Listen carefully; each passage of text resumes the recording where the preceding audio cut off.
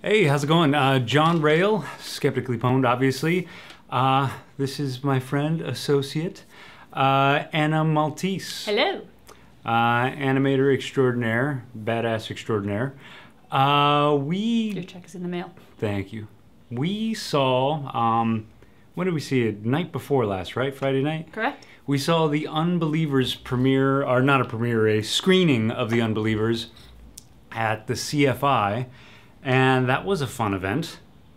Very much. Right? We got to meet up with some old friends, make some new friends. Making new friends. Yeah, we caught fucking Tim Minchin was there. That was interesting to run into him. I'm always so chuffed that he remembers me, who I am. I always tell you, one of my favorite moments of all time is I'm going to go, I went to see Tim Minchin at Amoeba with my friend Heather Gardner, awesome burlesque dancer.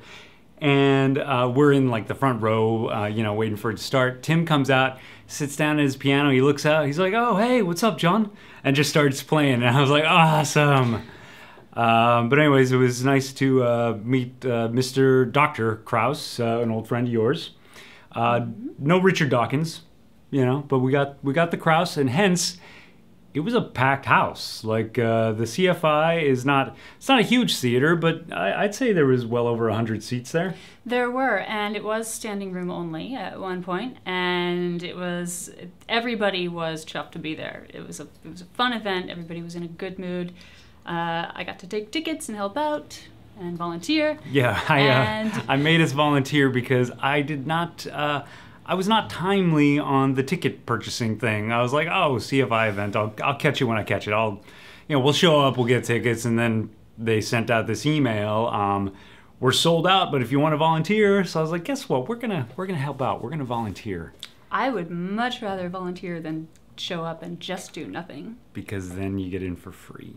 Then you get in for free. You also have a purpose. Something like that. I was literally telling people to continue walking where they were walking to go see you and get their ticket, which is what they were going to do anyways. So it's incredibly important. I was the equivalent of a sign that nobody needs. Wash your hands. I got lost on the 20 feet between you and me and didn't know where to go. Then we'd be better off without them. What are they doing at the CFI in that Fast case? forward Darwin Awards. I don't know. That lady's crazy. Darwin Award lady. Anyways, so we saw the movie, the film, the video, the documentary, and I had an opening bit. I had an opening bit for this. Go for it. And it's well, see, here's the problem with getting to know that which you criticize or even analyze. It's like when I did my review of Mark Edwards' book. We were, at least at that time, we were good acquaintances, friends, you'd even say. And so it was a little compromising at times for me to really dive in and go for the gusto, but I have a solution for that here. Because we met the filmmakers, I met Dr. Krauss, and the filmmakers, like, they hung out outside with me for quite a while. We talked about cameras, film, what their ambitions are, like, what kind of agents they're working with, like when are you guys going to get your asses to LA instead of hanging out in Phoenix, right? Correct. And they're very personable. They're just a couple of guys who enjoy making films and who enjoy science and skepticism. So a lot to talk about there. So cool guys. I like them. So it's hard to be, what is the word that every reviewer likes to jerk off? What is that word? I don't really like impartial. Impartial? Or sure. Go for impartial. It's a little tough to be impartial. Objective. But objective, yes. But I have a slight solution for that. 1 second.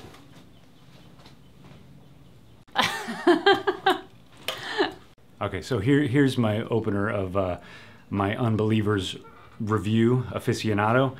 I am quite certain that the only people who actually know what it's like to suck Lawrence Krauss's and Richard Dawkins' cock are people who have dated and or married them. However, I am also certain that the Holwerda brothers could give a very convincing description of that. Every vein, every little ridge. Because if I had had any beer that night while watching the review, I highly suspect I would have walked away thinking that I just saw Richard Dawkins and Lawrence Krauss get their cocks choked and sucked on for the last 90 minutes. So now that we're back to unironic, non-hipster John. That guy was a dick. Right? So yeah, really nice mustache though. Thank you, babe. This, well, why don't you give your assessment of it? Kick it off. Okay, well, it was interesting because going in to watch it the second time. That's right, you saw it. Where did you see it? What was that premiere? I saw it down in, I think, Santa Monica with Jamy. Lawrence, put out word that, he was going to be there. And Paul Provenza was there. And Paul Provenza was there, and I got some really fun pictures of him and Jamy in Swiss. But it was interesting to see it the second time because going in, I was very curious as to whether my first impressions were going to change at all, if I had gotten it wrong the first time or what. And I found myself enjoying it more the second time, although of course I didn't trust my impressions because it's under different conditions. You already know what's coming up, and so I already kind of knew the through line. But my first impressions were that it was, and I will preface this with a caveat by saying I do enjoy watching Dawkins and Lawrence's lectures and speaking with them and hearing and reading whatever they have to say. They're intelligent, well-spoken, and funny. And Krauss wrote The Physics of Star Trek, which is awesome. Yeah. But the film itself was...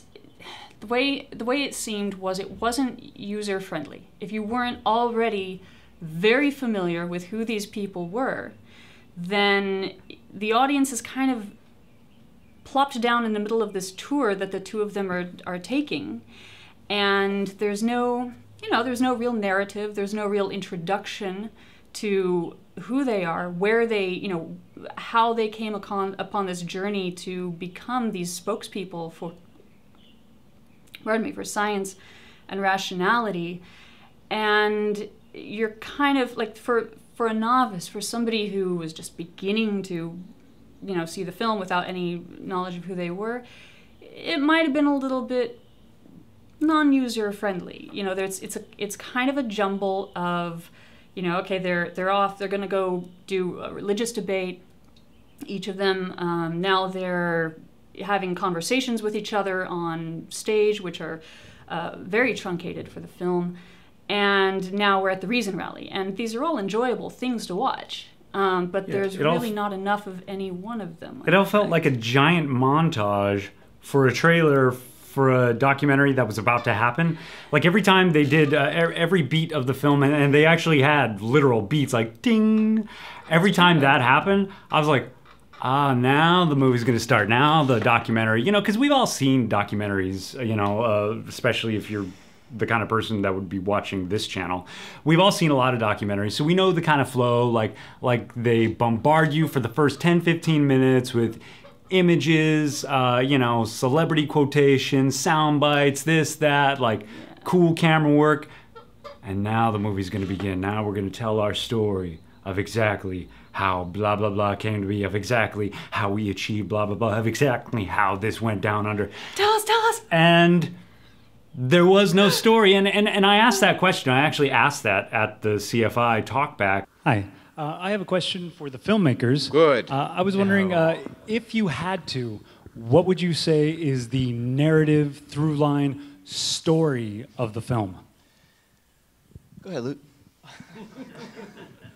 Well, for me, it's just a different kind of documentary. Maybe it's bad to say, but we made a movie because we don't really like documentaries. So it's a movie made by people that don't like documentaries. So we actually wanted to make it more of, we call it a rock and roll tour film about science, because something that influenced this was the big show at Gamage, and it felt more like a rock concert than a lecture. They were very upfront, they were very honest, saying there's really no narrative or story here. We just made a film we enjoy being fanboys, and we enjoy like those rock and roll tour films. Which is an interesting thing that you brought up, because you were looking up, you made that analogy. Yeah, as I was watching the film. I didn't like, watch VH1 at 2 a.m. in the 90s. See, but even VH1's like behind the music, there was a story, an arcing like the rise and fall of Bon Jovi, which, by the way, was the only VH1 behind the music that was like, there was no rise and fall of Bon Jovi. They just became awesome and married their high school sweethearts, and they're still beautiful fuckers. Anyways, what this was really akin to is those old school 80s VHS tapes that your drunk buddy 2 a.m. throws in, and it's like Aerosmith Scrapbook. Nirvana, live, sold out, whatever, and you're like, is this a concert video? Is this a documentary? No, it's just a bunch of jumbled up things. They'll play half of Walk This Way, and then they'll start, a snippet interview of Steven Tyler talking about something quasi-interesting. You're like, oh man, I want more of the... Oh, okay, it's just a clip of that. And if you're a fan, if you're a hardcore, fanboy of Aerosmith, you don't need the full story. You know what happened to Jimmy Crespo. You know what happened to Joe Perry. But if you were brand new, sitting in the seat, you'd be like, no, I want to hear about the drama stuff. Dude, you got to read the book. You got to read Rise and Fall of Aerosmith, bro. Like, that's the thing. It's like, and in their answer to your question, they mentioned like, well, we just want to make this, and see it, and we're fanboys, and that's fantastic. That's fine. That really is great. But in the next breath, they talk about reaching out and spreading the word, and getting more people to know, in the whole film, even though there was no narrative flow. At the end, they made sure to end with the Reason Rally, which is like this big, hopeful, like 30,000 people on the National Mall, and we're gaining steam, and it's kind of like at the very end you realize, oh well, maybe that's what the whole point was. But those two things are mutually exclusive, and you can either make the film for people who already know everything and who are going to see it to enjoy what they already know, or you can make it for a wide audience. But you have to kind of approach these two things differently. And I'm all about I imagine in the future, in my future utopia, 2030, 2 a.m., your drunk atheist skeptic friend is going to pop in the Unbelievers. He's going to pop in the roadie video that he made touring with, whatever scientist and free thinker, critical thinker, and those will just be our films, this part's great. Dawkins is on the telephone and he's talking to that guy. For no reason whatsoever. Yes. Well, yeah, what was that part? Him talking on the telephone? We still don't know. Well, it seemed like it was going to lead up to something, because the way it was shot. And by the way, this movie is shot beautifully. Like, I was really glad that I got to touch base with them beforehand about like what they shot with, how they did it. And it's shot beautifully. They're great cinematographers, great photographers. And so I think this is a great step in a great direction. Like, why can't we have our own fanboy films? Why can't we have that whatever? And even Aerosmith, even Nirvana, even like, the gods of rock and roll, who have millions of fans the world over. Like, nobody's actually watched Aerosmith Scrapbook except for like a few thousand people on Earth. Nobody has seen the making of Pump. Nobody has actually finished beginning to end Nirvana live, sold out, whatever, the touring videos of Metallica. Nobody's actually watched this shit except for a few thousand of us. And on that, Rael. Yeah, me. But on that level, Unbelievers, I suspect, I don't know the statistics to back it up, but I suspect the Unbelievers has been seen by more people than a lot of these old school, roadie rock star videos. So in that sense, Lawrence Krauss and Richard Dawkins are the big rock stars. I'll take your assessment for that, seeing as how I have never seen these other rock star videos. Have you even heard of them? No, you told me Why about would them you the have? first time. Why would you have even heard of them?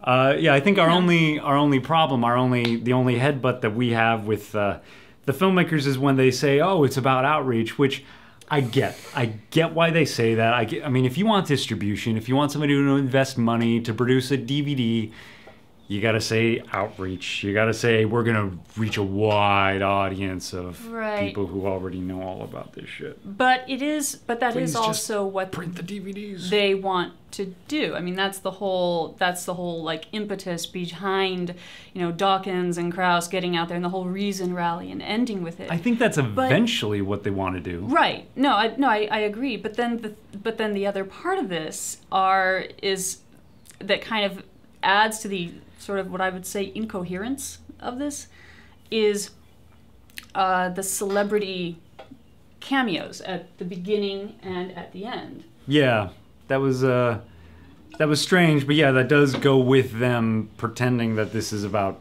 outreach and about widening the audience. And that to me seems, the context is just kind of a little odd.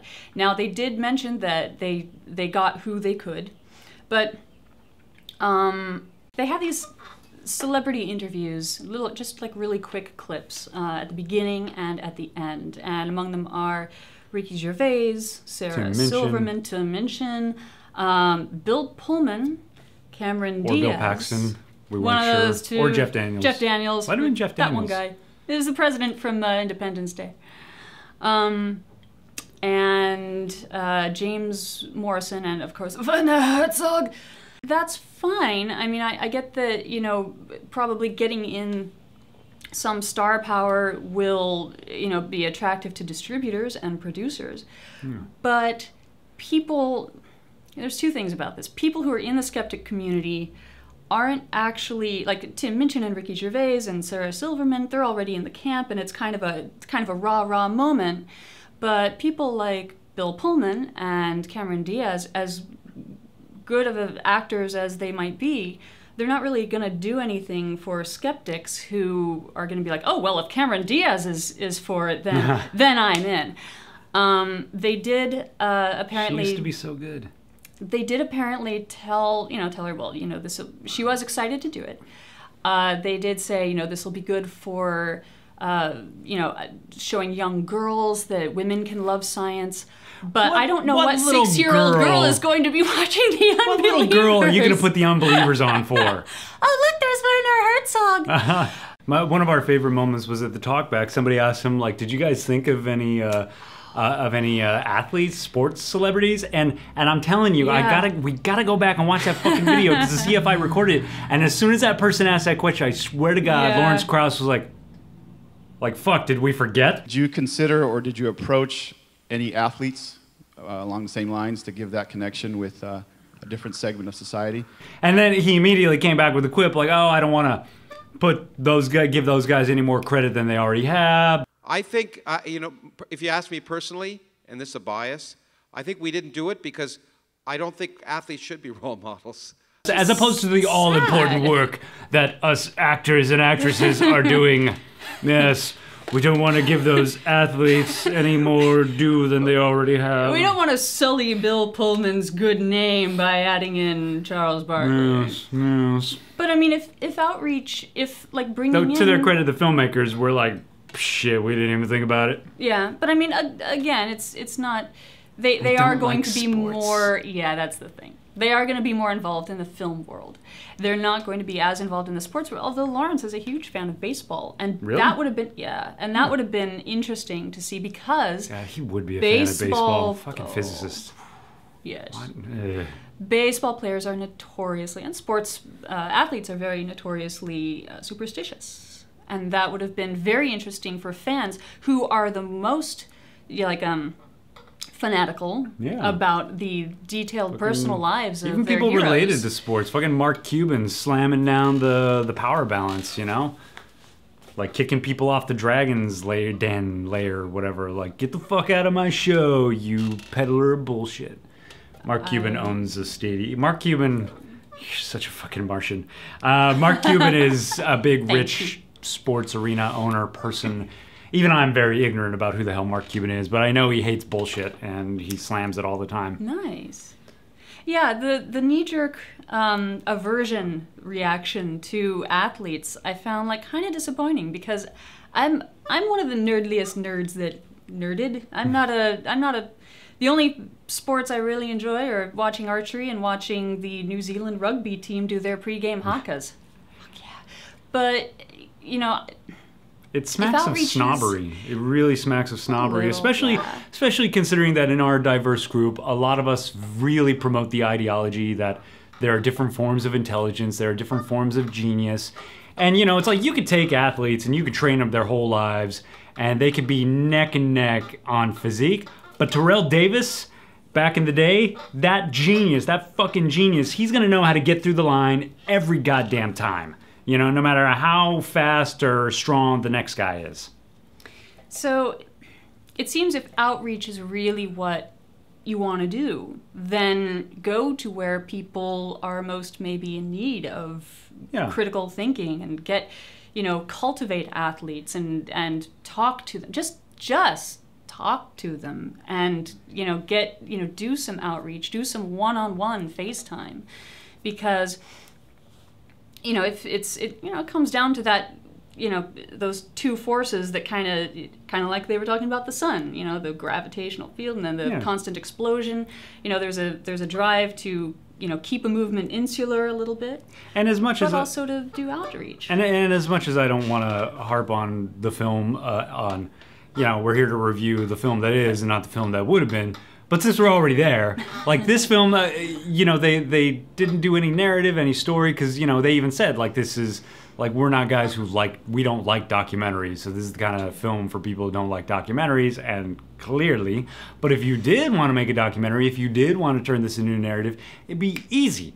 A voiceover, some statistics, some, you know, charts and graphs, and, you know, you could tell any story you like with intersplicing all the footage you have, all the, you know, partial interviews and stuff, because, you know, if somebody is sitting there who isn't already familiar with the material, they're like, wait a minute, I want to see the rest of that interview. Wait a minute, I want to see the rest of that. What? Oh, they were about to make a really good point, but now I don't hear it.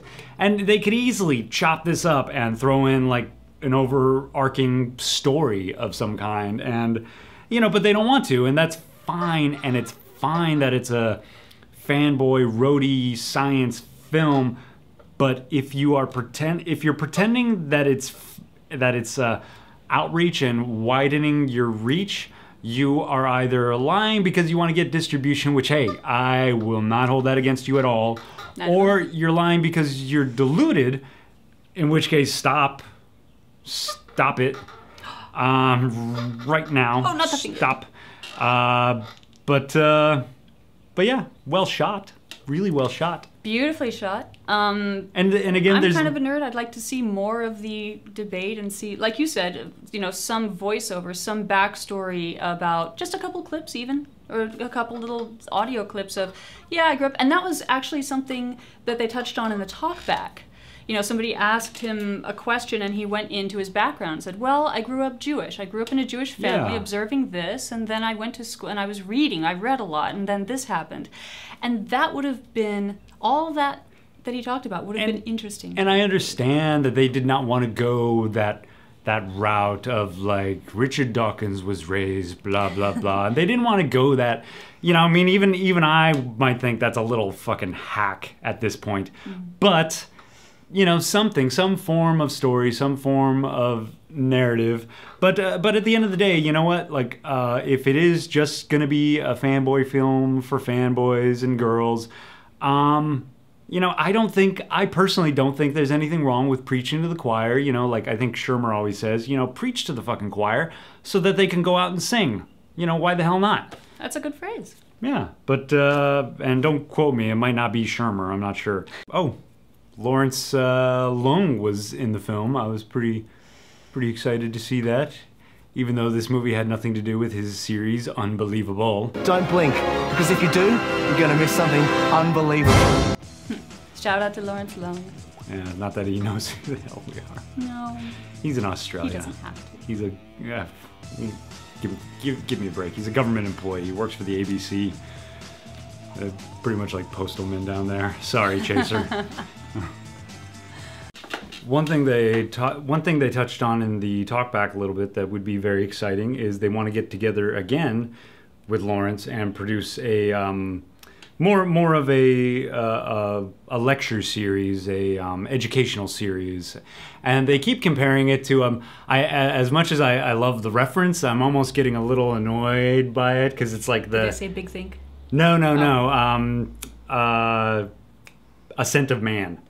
Oh, that's right. Ascent of Man. If you want to prove you're really intelligent in a group of friends, any educational series they mention, tell them Ascent of Man is better. That was the 70s British. Yeah. Yeah. If you want to look smarter than anybody else in the room, no matter what series they mention, Cosmo, even like Carl Sagan's Cosmo, not as good as Ascent of Man, if you're familiar with it. Like Charlie Brooker talks about it all the time, and I'm looking forward to watching it. I finally have it. But they want to do something like that with Lawrence, which would be very exciting to see. Although I don't know if it could quite capture the magic that happened with Brian Cox when he did Wonders of the Solar System, which was very much in the Ascent of Man style, a scientist in actual nature, just saying interesting things at the camera, like very... Who's not a dry British old style 70s, but... Yeah, he's a beautiful rock star physicist, like, Jesus Christ, I would marry Brian Cox if he asked me to. That is a gorgeous fucking man. Like salt and pepper, rock star, the head with the accent and just saying beautiful things at the camera and, out in nature. And there was very little CGI. Like, shit, Wonders of the Solar System is awesome. Check that. Anything Brian Cox touches is sexy and awesome. So if I get him to touch me. He must have already. Thank you, babe. You're welcome, babe. So they want to produce an actual education series with Lawrence, which I'd be excited to check that out. Hell, I'd be excited to help them out with that. Do you need a grip? Do you need a camera person? I'm sure after this review they'll be knocking down your door. The critics, skeptics love criticism. We're the one group of people that appreciate. Love criticism. We're the one group of people that appreciate good criticism. We're the one people that don't have any aversion to it. So I think honestly that could, Lawrence is fun. He's personable, he's funny, he's self-deprecating, he's charming, he's witty. It's like the Woody Allen of science. Yes. I'm not going to make a child molestation joke. Oh, sorry, not Woody Allen. Jewish territory. Okay. But he does really well in front of a camera. He makes it fun. He makes what he talks about fun. Well, there's a reason they chose to follow him and Dawkins, Right. Charming motherfuckers. As much as Dawkins might be, quote unquote, the dick sometimes, he's a charming motherfucker who puts things in terms that everybody can understand. That silvery mane of hair could just grab. Actually, that is true. He puts things in terms everybody can understand. It's delightful. I get deeply into what he talks about when he speaks, and he does things that almost nobody else does. He'll intersperse the feminine pronoun into these these job descriptions that you would normally either say they or a lot of times just default he.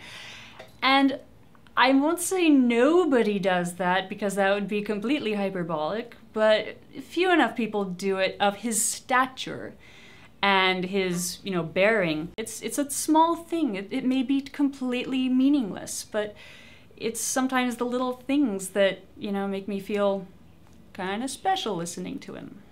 I would recommend going to see the film. Obviously my recommendation is going to do nothing for the skeptic community. You're gonna want to see the film anyway. It's fun. It's just fun to see the clips. If you're very familiar, if you're very familiar with these dudes, it's a good time. It's interesting. It's entertaining. But if you're not familiar with them at all, it is confusing. It makes you. It's like it's 90 minutes of getting teased for a documentary that never actually takes place. It's like, oh, now it's gonna begin all that fluff and sound bites, and oh no, it's still more of the okay. Thank you for being here.